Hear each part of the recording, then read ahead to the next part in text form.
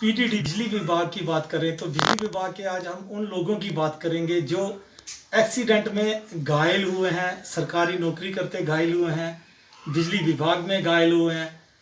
कई लोग हैं जम्मू कश्मीर में, अगर बात करें तो आज हम कई लोगों की आपको हम पिक्चर्स दिखाएंगे, विजुअल दिखाएंगे जिनके वो बुरे हालात है कि घर परिवार पूरे घर का सामान बेच के, अपने घरों का सारी प्रॉपर्टी बेच के और अपना इलाज करवाया है। ऐसे लोगों के आज हम आपको दृश्य दिखाएंगे कि आत्मा भी जो जो डर जाएगी, उसको भी रोना आ जाएगा। जो हालात हैं इन लोगों के साथ जो गुजर रही है आज के समय की, अगर हम बात करें तो सब लोगों के हम इंटरव्यू तो नहीं दिखा सकते, लेकिन हम फोटो दिखाएंगे कि इन लोगों से जो गुलामी करवाई जा रही है, और गुलामी के बाद अगर कोई गुलाम अगर किसी एक्सीडेंट का शिकार हो जाता है तो उसके बाद उस गुलाम को क्या किया जाता है। जैसे आप मूवीज में, पिक्चर्स में देखते हैं कि अगर गुलाम बीमार हो गया, अगर गुलाम कुछ एक्सीडेंट का शिकार हो गया तो उसको फेंक देते हैं। वही हिसाब इन लोगों के साथ हुआ कि सरकार ने, एडमिनिस्ट्रेशन ने इनको इस्तेमाल किया और उसके बाद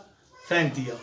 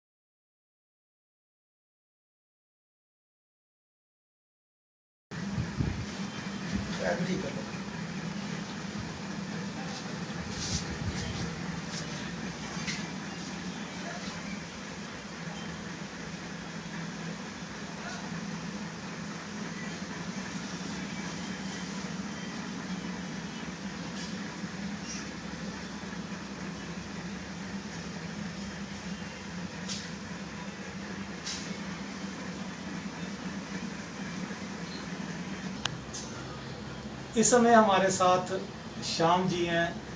ये बिजली विभाग में कार्यरत थे जिस दौरान इनका इंसिडेंट हुआ, करंट लगा, जिस कारण ये अपाहिज हो गए। इनकी 2 बाजू कट गई, सर का आप हाल दे सकते हैं, ऑपरेशन हुए हैं, पैर में भी, जो पैर से भी अपाहिज हो गए। इनके इतने बुरे हालात हैं, जिसके बाद इन्होंने सरकार से, एडमिनिस्ट्रेशन से, विभाग से, बिजली विभाग से जो गुहार लगाई कि इनके लिए कुछ किया जाए, कुछ सोचा जाए।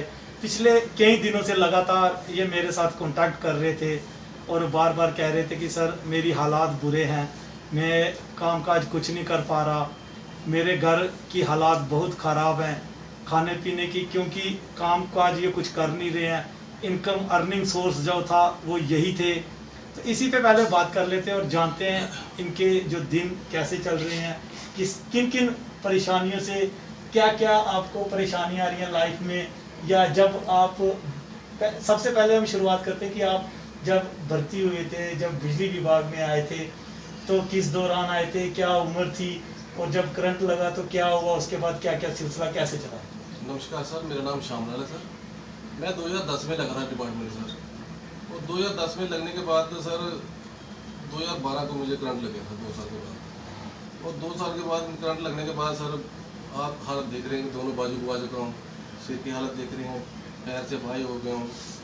और 2012 में करंट लगने के बाद सर 2.5 महीने तो मैं रहा हॉस्पिटल में सर, लुधियाना में रहा। तो उसके बाद 2.5 महीने का कम से कम 8-9 लाख रुपये मेरा बिल आया सर। और 8-9 लाख रुपया सर नीड बेस बंदा, जो दिहाड़ीदार बंदा, वो कहाँ से सर 8-9 लाख रुपये कर पाएगा सर जुगाड़। और 8-9 लाख रुपये सर मैंने कैसे किया कि घर में जो बीवी के जेवर थे वो सारे बेचे सर, तो अपना ये हाल मुझे उन्होंने बचाया सर। बाकी कुछ मेरे पड़ोसियों ने मदद की, तो मुझे बचाया सर। बाकी हमारे मेरे डिपार्टमेंट ने सर आज तक कुछ नहीं किया सर, कोई मदद नहीं की सर। और उसके बाद सर आप देख रहे हैं कि जो बंदा कमाने वाला है उसके साथ ऐसा एक्सीडेंट हो जाए तो वो कैसे उसका घर चलेगा, ये तो आप सब जानते हैं कि कैसे घर चलेगा। ये भगवान के भरोसे ही चल रहा है सर। बाकी तो डिपार्टमेंट ने तो कुछ नहीं किया सर मेरे लिए। ये श्याम जी हैं 2012 में जैसे 2010 में लगे थे, 2012 में इसके साथ ये इंसिडेंट हुआ। बहुत दुखी हैं, कई बार इन्होंने अपना इंटरव्यूज़ दिए, कई बार इन्होंने अपना दुखड़ा रोया, परेशानियों को कहा। बड़ा दुख होता है कि देख के कि आज के इस युग में भी जो लोग हैं ये सिर्फ एक उस कमरे में एक डेढ़ मरला जगह है ये, और ये भी आस पड़ोस के लोगों ने थोड़ा करके तो इनका ये रहने के लिए यहाँ पे बनाया हुआ है। तो इतनी परेशानी है कि अगर हम इनकी परेशानी की पोटली को खोलेंगे शायद वो इतनी बिखर जाएंगी कि हम उसको बयान करना हमारे लिए मुश्किल हो जाएगा। श्याम जी, तो फिर क्या क्या किया आगे, आपकी ज़िंदगी कैसे चल रही है, क्या क्या स्ट्रगल करना पड़ रहा है, क्या आपने सफ़र किया लाइफ में जब से आपके साथ ये इंसिडेंट हुआ? सर सबसे पहले तो जब मैं लगा था इतनी उम्मीद थी कि जब मैं गवर्नमेंट नौकरी मिली है मुझे तो मेरे घर के हालात कुछ अच्छे हो जाएंगे। बस उसके बाद तो सर करंट लगने के बाद तो मेरी एकदम जैसे सब कुछ थम सा गया सर। घर की हालात तो आप देखते हैं कि जैसे एक बंदा कमाने वाला जो होता है उसके ऊपर पूरा घर डिपेंड होता है सर। बीबी है, बच्चे हैं, सब उसकी जिम्मेवारी होती है सर। जब वो कमाने वाले के दोनों हाथ चले जाएंगे तो फिर आप जनता भी जानती है कि वो घर कैसे चलेगा। अभी भी आपकी दवाइयों का खर्चा होगा? सर दवाइयों का खर्चा तो बस अब थोड़ा थोड़ा है, सिर में थोड़ा है, चल रहा है सर। क्या करना, दवाई तो खानी पड़ती है थोड़ी बहुत, अब क्या करें, जीना तो है सर। और उसके बाद सरकारी नौकरी का ख्वाब लिया था बस कि सरकारी नौकरी मिलेगी तो घर अच्छा चलेगा, बच्चे पढ़ेंगे लिखेंगे, अच्छे को नौकरी करेंगे। बस जब से करंट लगा तो सर मेरा नाम काट के अभी मिसी का नाम रखा है नीड बेस में ही। तो सर चलो मेरे को करंट लग गया था सर। एक बंदे को कम से कम गवर्नमेंट का फर्ज बनता है और डिपार्टमेंट का फर्ज बनता है कि उसको एक बंदे को तो नौकरी दी जाए परमानेंट, ताकि एक्सीडेंट तो हर दिन होते हैं। जब सुबह हम घर से निकलते हैं काम करने के लिए तो कोई पक्का नहीं है कि वो घर वापस अच्छी तरीके से आएगा कि नहीं आएगा, कब क्या होगा कोई पता नहीं किसी को। तो एक डिपार्टमेंट की जिम्मेवारी बनती है और सरकार की भी जिम्मेवारी बनती है कोई ऐसी अच्छी पॉलिसी निकालें कि जिसके साथ कोई ऐसा एक्सीडेंट होता है तो उसको एक बंदे को तो कम से कम नौकरी परमानेंट मिलनी चाहिए सर। ये मेरी डिमांड है सर, क्योंकि ये जरूरत है सर। इसकी हालत तक कितने इंसिडेंट आपको लगता है कि हो चुके हैं? अभी 2 दिन पहले भी एक बसोली। जी सर, मैंने कल ही अखबार में न्यूज़ में सुना था कि एक भाई है बसोली में, उसको करंट लगा सर 11 kV का। तो सर बड़ा दुख हुआ सर कि जब हमारे बंदे काम करते हैं तो उनको ऐसा एक्सीडेंट होता है तो सर कुछ नहीं सर मिलता, बिल्कुल कुछ नहीं मिलता सर। कोई है ही नहीं, कोई पॉलिसी नहीं सर बनाई हमारे लिए कि ताकि हमारे जैसे किसी को करंट लगता तो कम से कम अच्छी पॉलिसी होनी चाहिए, कोई इंश्योरेंस होना चाहिए अच्छा, ताकि उनको एक परमानेंट नौकरी तो जरूरी है सर। तो नौकरी आप कर रहे हो अभी? सर कहाँ कर रहा हूँ, मेरी जगह इसी का नाम रखा है नीड बेस में सर। आपको अभी सरकार की तरफ से या बिजली विभाग की तरफ से कुछ मिल रहा है? सर कुछ मदद नहीं सर, मैं बस निकाल दिया हुआ आपको? बस मेरे को निकाल दिया सर, मैं इसी को रखा है बस नीड बेस में सर। मैं चाहता हूँ कि चलो उसको मेरे को निकाल दिया तो उसको ही परमानेंट नौकरी दे दें, एक बंदे को तो दे दें नौकरी, घर अच्छी तरह चले, घर अच्छी तरह चले सर। ये जरूरत है टाइम, इस टाइम के मुताबिक जो हक बनता है सर मेरा भी, मेरे परिवार का भी, एक बंदे को तो नौकरी मिलेंगी सर। तो घर किन स्थितियों में चल रहा है, घर कैसे चल रहा है? खाना पीना जब इतने मुश्किल कि जब अर्निंग सोर्स ही नहीं रहा तो कैसे निकाला? अभी पिछले आपने बोला कि 4-5 महीनों में कुछ हुआ है, उससे पहले 2012 से लेके 2020 तक कैसे जिंदगी चली?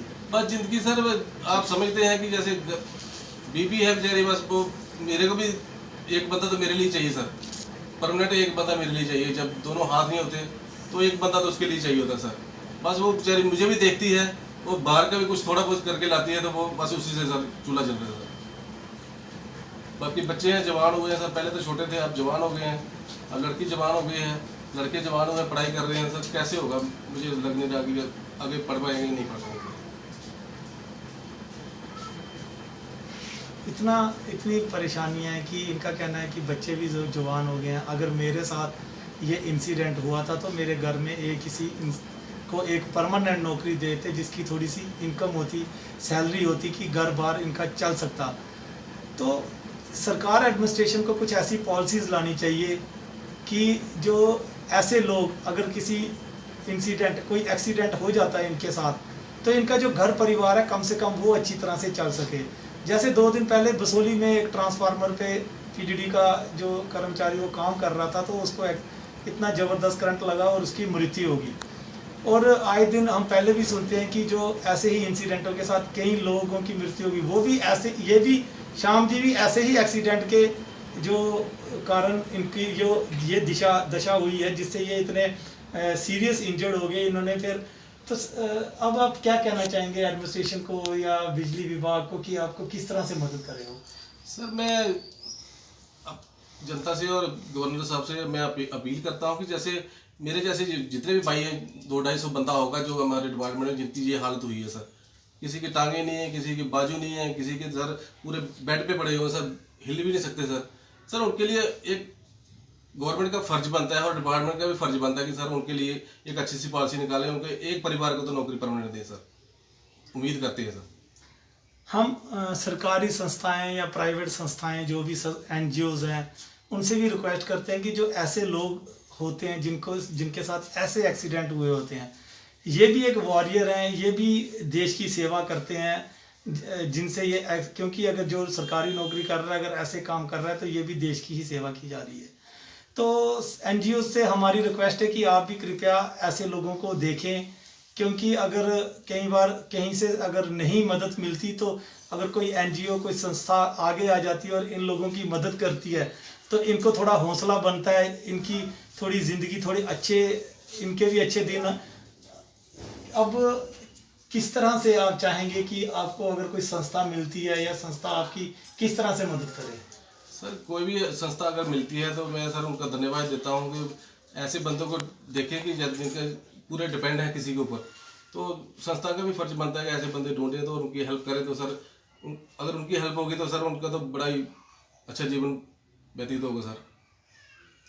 शुक्रिया श्याम जी, आपने अपने दुखों को आगे रखा। तो हो सकता है कि कोई ना कोई आपकी मदद करने के लिए आ गया है और जो विभाग है, जो प्रशासन है, वो भी ज़रूर जैसे आप जैसे लोगों के लिए सोचेगा, कुछ ना कुछ ज़रूर आपकी कोई ना कोई मदद करने के लिए सोचेगा। FB न्यूज़ लेटेस्ट अपडेट को ज़्यादा से ज़्यादा शेयर और सब्सक्राइब करें।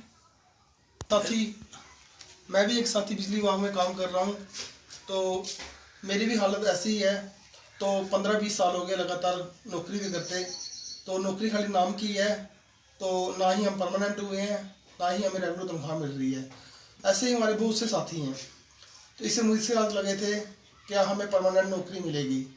अभी तक हम ना के बराबर नौकरी कर रहे हैं, काम तो कर रहे हैं दिन रात, सुबह रात को। अभी कोरोना चल रहा है, कोरोना के दौरान भी काम कर रहे हैं, पासेस मिले हैं, पर पे के नाम पे खाली ना के बराबर। और मैं चाहता हूँ गवर्नमेंट से ये अपील करना चाहता हूँ, जैसे श्याम जी हमारे साथी हैं, ऐसे बहुत से साथी हमारे हैंडीकैप हो चुके हैं, डेथ हो चुकी है।